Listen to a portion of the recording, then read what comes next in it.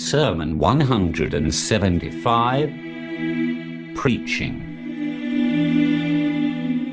O creatures, seek benefit from the sayings of God, be admonished of God, and accept the advice of God, because God has left no excuse for you, by providing clear guidance, has put before you the plea, and clarified for you what acts he likes and what acts he hates, so that you may follow the one and avoid the other. The prophet of God used to say, "Paradise is surrounded by unpleasant things, while hell is surrounded by desires." You should know that every obedience to God is unpleasant in appearance, while every disobedience to God has the appearance of enjoyment.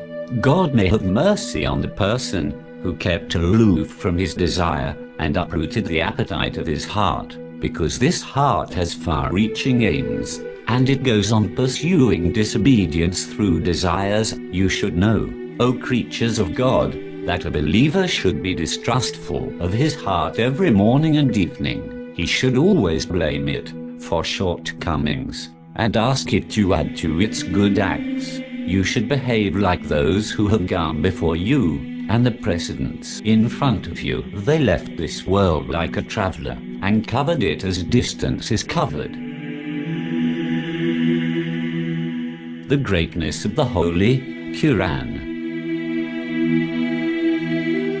And know that this Quran is an advisor who never deceives, a leader who never misleads, and a narrator who never speaks a lie. No one will sit beside this Quran, but that when he rises he will achieve one addition, or one diminution, addition in his guidance, or elimination in his spiritual blindness. You should also know that no one will need anything after guidance from the Quran, and no one will be free from want before guidance from the Quran. Therefore, seek cure from it for your ailments, and seek its assistance in your distresses. It contains a cure for the biggest diseases, namely unbelief, hypocrisy, revolt and misguidance.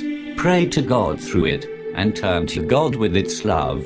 Do not ask the people through it. There is nothing like it through which the people should turn to God the Sublime. Know that it is an interceder, and its intercession will be accepted.